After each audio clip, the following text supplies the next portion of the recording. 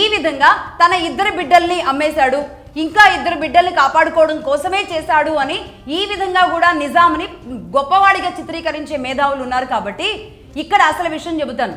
ఆంధ్రాని తెగ నమ్మేసిన తర్వాత ఇద్దరు బిడ్డలు ఆంధ్రాకి సంబంధించిన వాళ్ళు అని వాళ్ళను వదిలేసుకున్న తర్వాత తెలంగాణలో ఉన్న ఇద్దరు బిడ్డల్ని కాపాడుకున్నాడా ఇదే నిజాం? కాపాడుకోలేదు. కాపాడుకోకపోగా ఎలాంటి దుర్మార్గాలు చేశాడో ఇప్పుడు చెబుతాను. ఆంధ్రాని తెగ నమ్మినా సరే అతడి అప్పు తీరలేదు. ఇంకా ఈస్ట్ ఇండియా కంపెనీ మీద డిపెండ్ అవ్వడం మొదలుపెట్టాడు. అప్పుడు ఈస్ట్ ఇండియా కంపెనీ ఇచ్చిన ఆలోచన ఏంటి అంటే నిజాంకి, పామర్ అండ్ కంపెనీ, ఇది ఈస్ట్ ఇండియా కంపెనీ కింద పనిచేసే ఒక ఏజెన్సీ, లోన్ ఇచ్చే కంపెనీ. ఈ పామర్ అండ్ కంపెనీ దగ్గర నుంచి మీరు లోన్ తీసుకోవచ్చు అని ఒక మంచి సలహా ఇచ్చింది ఈస్ట్ ఇండియా కంపెనీ. దీంతో నిజాం 1811 నుంచి 1825 ఈ ప్రాంతంలో 3 దఫాలుగా ఈ పామర్ అండ్ కంపెనీ దగ్గర నుంచి అప్పు తీసుకురావడం మొదలుపెట్టాడు. అందులో భాగంగా మొదటి దఫా 60 లక్షల రూపాయలు, రెండవ దఫా 1,60,00,000 రూపాయలు, మూడవ దఫా 75 లక్షల రూపాయలు. సో మొత్తం కలిపి 2,95,96 లక్షల రూపాయలు. రూపాయలు మీన్స్ అది సిక్కాలుగా కానివ్వండి, అప్పటికి రూపాయి లేదు, సిక్కాలుగా కాబట్టి 2,96 లక్షలు అప్పు చేశాడు. ఎంత rate of interest? 25% rate of interest. 25% rate of interest ఆ కాలంలోనే ఈ విధంగా నిజాం వెళ్ళి అక్కడ నుంచి తెచ్చుకున్నాడు. దీంతో ఒక రకంగా ఇక్కడ నిజాం ట్రెజరీ, నిజాం గవర్నమెంట్ ఏదైతే ఉందో, నిజాం సంస్థానం బ్యాంక్ కరప్ట్ అయిపోయింది. నిజాం గవర్నమెంట్ బ్యాంక్ కరప్ట్ అయిపోయింది ఇక్కడ పామర్ అండ్ కంపెనీకి. దాంతో ఇప్పుడు ఏం చేయాలి, ఎలా అప్పులు తీర్చాలి అనుకున్నారు. ఈ అప్పులు తీర్చడానికి ఏం చేశారో తెలుసా?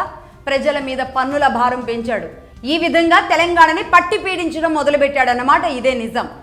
పన్నుల రూపంలో వీళ్ళందరినీ ఒక రాకాసిలాగా, ఒక రక్త పింజేరులాగా పీల్చుకోవడం మొదలుపెట్టాడు. దాంతో అల్లాడిపోతూ ఉన్నారు ఇదే తెలంగాణ ప్రజలు. ఇంకొక వైపేమో ఈస్ట్ ఇండియా కంపెనీకి అమ్మేసిన తరువాత ఆంధ్ర ప్రజలేమో అలా అమ్మకానికి గురై ఆవేదనలో వాళ్ళున్నారు. తెలంగాణ ప్రజలేమో పన్నుల భారాన్ని మొయ్యలేక వీళ్ళ కష్టాల్లో వీళ్ళున్నారు. ఈస్ట్ ఇండియా కంపెనీ నరకాలతో వాళ్ళు ఉన్నారు. ఈ విధంగా 2 ప్రాంతాలలో ప్రజలు మాత్రమే ఇబ్బంది పడుతూ ఉన్నారు. ఇదే సమయంలో ఇక్కడే పామర్ అండ్ కంపెనీ దగ్గర అప్పుల కుప్పేమో ఈ స్థాయిలో పేరుకుపోతూ ఉంది. కట్టడానికి ప్రజల మీద పన్నుల భారం వెళుతూ ఉంది.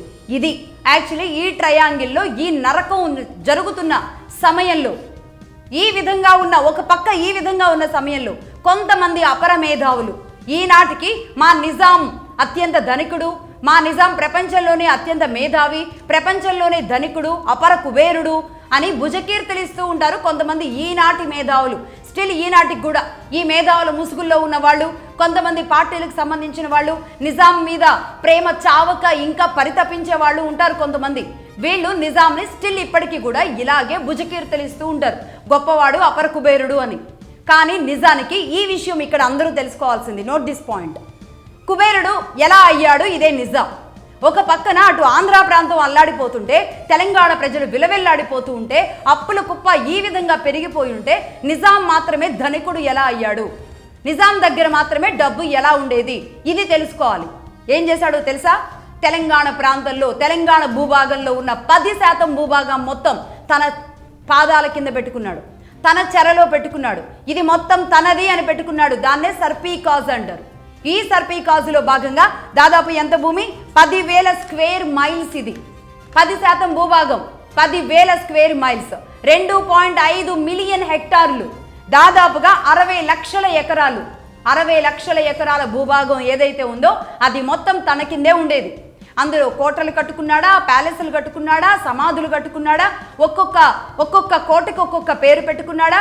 అతడుకున్న 300 మంది భార్యలు, 1000 మంది కొడుకులు, వాళ్ళ సంతానం, వాళ్ళు తినడానికి, వాళ్ళు లగ్జరీగా బతకడానికి, లావిష్గా బతకడానికి, వాళ్ళ పర్సనల్ మెయింటెనెన్స్ కోసమే ఈ తెలంగాణ భూభాగాన్ని తన చెరలో పెట్టుకొని, ఈ విధంగా 10% భూభాగాన్ని తన కింద పెట్టుకొని 300 మంది భార్యల్ని మెయింటైన్ చేశాడంటే మరి అతడు గొప్పవాడు, అతడు ధనికుడు, అతడు అపర కుబేరుడు అని మనం పొగడాలన్నమాట. ఈ విధంగా ప్రజలేమో తిండి లేక, తిప్పలు లేక, తినకపోయిన పన్నులు కట్టలేక అల్లాడిపోతున్న సమయంలో తన వాళ్ళు అందరూ కూడా ఇలా సుసంపన్నంగా, లగ్జరియస్గా ప్రజలను పీల్చుకు తింటూ సంతోషంగా ఉన్నారన్నమాట. ఈ విషయం తెలియాలి.